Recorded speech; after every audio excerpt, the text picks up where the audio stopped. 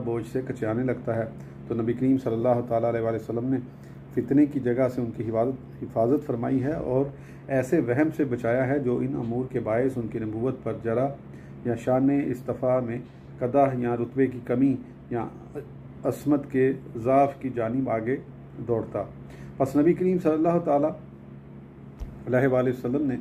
ये बताकर अपनी उम्मत पर शफ़क़त फरमाई है। तावील पंजुम मज़कूरा तरतीब से पाँचवीं वजह यह पैदा होती है कि इस इरशाद ग्रामी में आना की ज़मीर कायल की जानिब रजू करती है कि कोई परहेज़गार गुनाहों से बचने वाला और